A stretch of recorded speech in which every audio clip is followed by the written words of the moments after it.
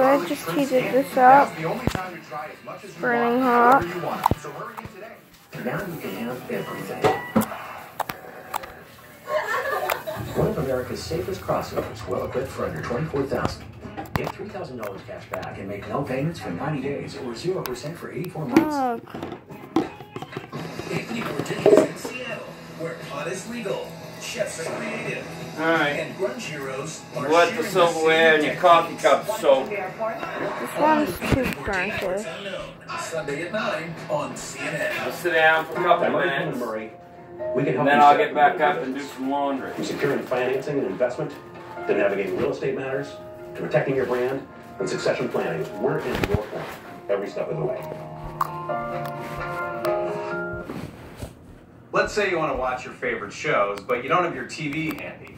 Well, thanks to Spectrum, you can take your TV with you, with TV everywhere. So you can bring your favorite shows and movies with you wherever you go. What are you doing? Bringing my TV everywhere.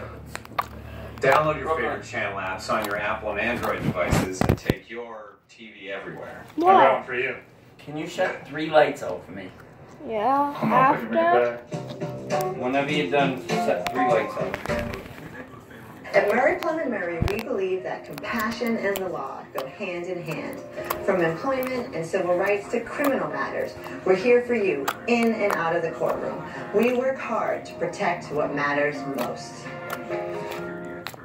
I have to keep heating it up for it to be like that. There's more breaking news out of Alabama tonight. 2 new accusers coming forward. The Washington Post has the story. Their headline, 2 more women describe unwanted overtures by Roy Moore at Alabama Mall. Joining us on the phone from Gadsden, one of 3 reporters on the byline, Beth Reinhardt. Beth, if you could just explain what you've been reporting. So we wrote last week that about 4 one-time teenage girls that Roy Moore, when he was in his early 30s, he was a local prosecutor pursued, and one of the women we wrote about was 14 when Roy touched her sexually. And as a result of that story, some women have been encouraged to come forward, and one of them we wrote about in a story posted tonight, a woman named Gina Richardson, who was a high school senior working at the mall at Sears when Roy Moore approached her, asked her for her number. She declined. She then was in school a couple of days later in trade class. When she heard she got a call, she thought, oh my goodness, is it my dad? And she went to the office. It turned out to be Roy Moore asking her out on a date. So what age was she at? She was a senior in high school, you're saying? Yeah, she was 17 or 18. And do you know what happened? I mean, Roy Moore actually called her through the school, she's saying. He did. He called her at school. She said, I can't talk now, I'm in trade class. So he came back to Sears where she worked and asked her out again. She relented. She met him that night at the movies. And they went to a movie, and then he offered to drive her to her car, which was sort of on the other side of the mall parking lot, and sort of, grabbed and kissed her, at which point she got, kind of nervous and said, I really need to go, and left. And then when he would come back into the mall, she would sort of hide from him. And this was at a time in the late 70s, early 80s, he was gaining his reputation around the mall.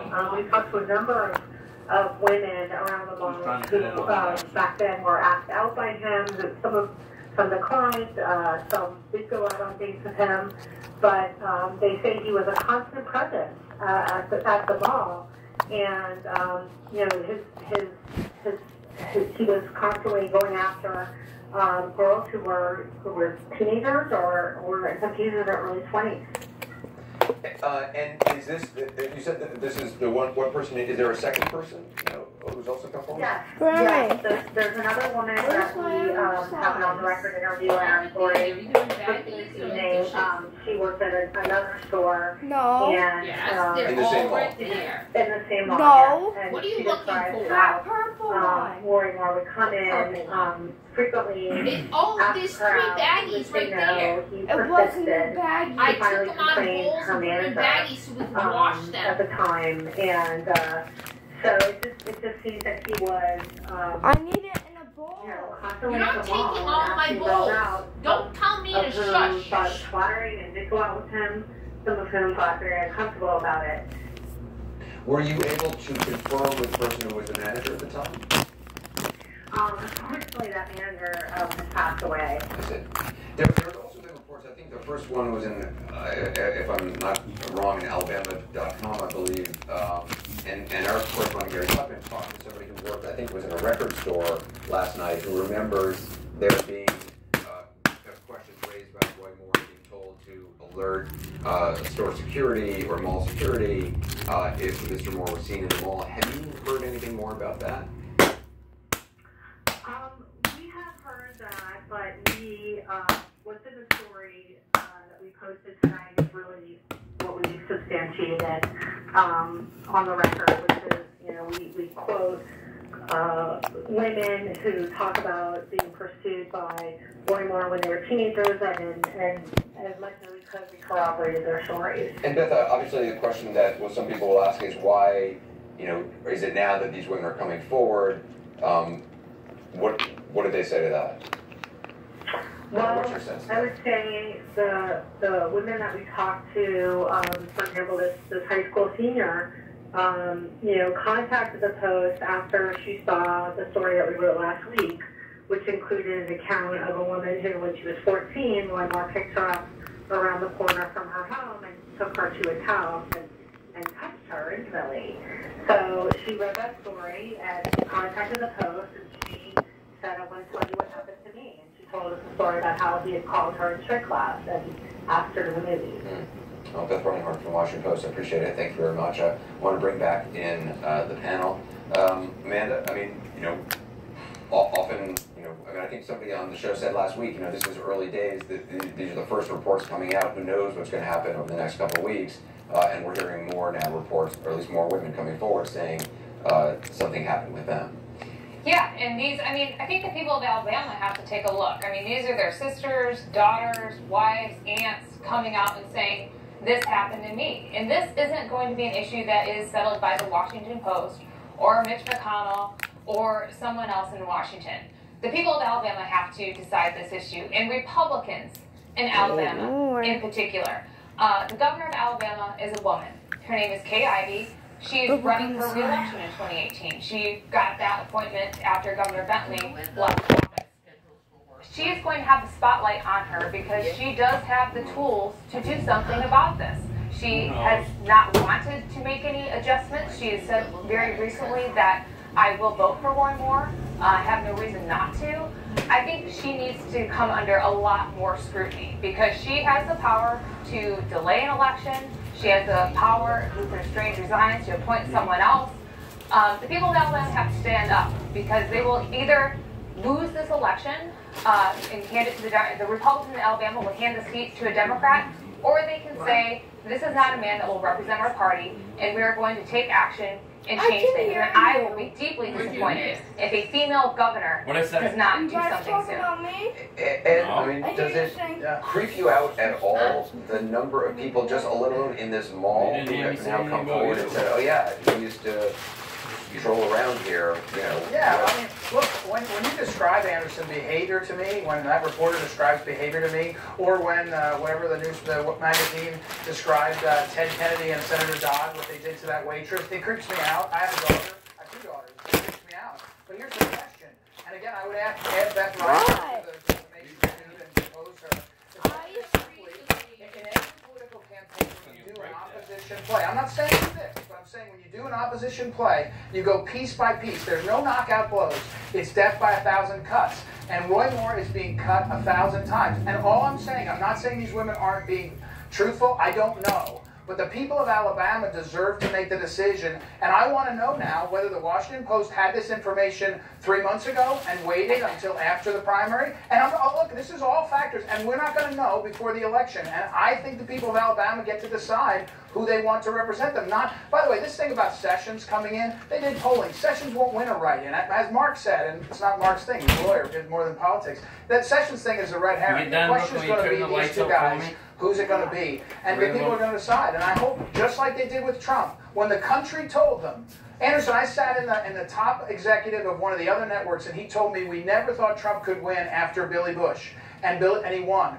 We don't know what the people want. You know, the people in these shows don't know, but I can tell you they don't want the Washington Post telling them, well, who's a good guy and who's a bad guy. It's not going to work. I just have to weigh in really quick here. Throwing out the possibility that Beth Reinhart and these other reporters are defaming people by doing their job. I agree with you. Roy Moore should file a lawsuit. Certainly he has the legal expertise to do so, given that he is a straight Supreme Court justice and a DA, as he allegedly reminds people. But for you to go through and say that Beth Reinhart are potentially defaming people, I think you should possibly be responsible for that too. Unless you're willing to file a lawsuit, perhaps maybe you should quit spending those allegations. No, what I'm saying is that that's what a lawsuit, if Roy Moore is saying... Well, until someone actually puts their name on a complaint, I think people should quit talking about suing the press, because it's so easy to say, I'm going to file a lawsuit against the press. They never do. Ask Donald Trump. Right, I mean, and I gotta say, Donald Trump certainly has talked about suing people all the time, and it doesn't actually end up suing people. Anderson, you can't have Amanda say that Roy Moore doesn't get to defend himself until he files suit. These women haven't filed suit. If the standard is who files suit. They don't have to. The standard of limitations is out the window if it happened 30 years ago. But Roy Moore keeps saying, I'm going to file suit. So you should quit talking about it and actually do it, given that he's such a constitutional expert. Mark Geragos, go ahead. Go ahead, Mark. I was just going to say, you know, the filing suit, there are some practical consequences.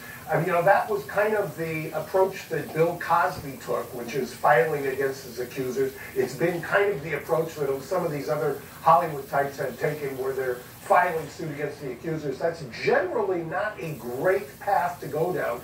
And I think ultimately, at the end of the day, it's one of the reasons the president has probably not weighed in, is he's probably got his lawyer yelling at him, just stay away from this. This is the last thing you want to do. You yourself have got exposure. We're gonna leave it there. I appreciate that.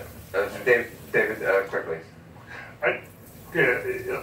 We now have, what, 6 or 8 women who come forward. How many people has Roy Moore come forward who worked at the mall, who said, yeah, we knew Roy Moore, he was perfectly, he was a gentleman and everything like that. He hasn't produced, as best I can tell, one single credible witness on his behalf, and he has a responsibility to people to do that.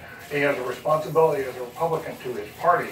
He is not simply a man on his own. He is representing a party, and most people who do that have some sense of loyalty to the party. All right, we got to leave it there. Thank you. I want to look closer at the moral and ethical dimensions here. Joining us now is Russell Moore, president of the Southern Baptist Ethics and Religious Liberty Commission. Dr. Moore, it's always good to have you on. I'm sorry it's under these circumstances. So Roy Moore says this is a spiritual battle. Is this a spiritual battle, in your opinion?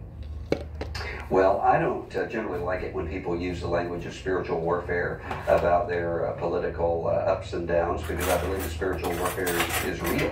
I actually believe that there is such a thing as spiritual warfare, and so I think we need to use that language where it's appropriate. Where it's appropriate is in terms of the gospel of Jesus Christ, and that's really what concerns me here is people who are turning away from what they see as a cynical use of religion all across the country and all across the political spectrum, when that's not what Christianity is. Christianity is not about who's up and who's down in terms of political polling. Christianity is about the good news that God has reconciled us to himself through Jesus Christ.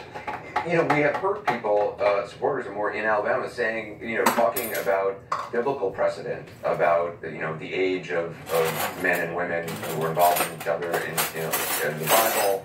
They talked about they compared this to, you know, lawnmowers. When you hear some of the words and comparisons that are being made as a man of faith, what are you into? Well, my blood pressure has been elevated in recent days with people suggesting that even when such horrible things take place, that it's the equivalent of Mary and Joseph. No, it's what not. Did you just say to me? As I heard one person say on television, I believe it was yesterday, that this would be a misdemeanor, and so it would be the equivalent of stealing a lawnmower. That's the most horrifying sort of moral relativism that I can imagine. Especially when we're living in a country where there are so many women and girls who have their lives being crushed by powerful men who are using sexual advantage and sexual assault against them, we need to have the moral clarity to come out and say sexual assault is always immoral and always wrong. Ed Seltzer, the executive director of the Billy Graham Center for Evangelism, told worshipers this week that the proper Christian response when someone says they've been hurt or abused is to say, I believe you, and show mercy. Do you agree with that? Well, yes, I think that one of the things I've heard in recent days is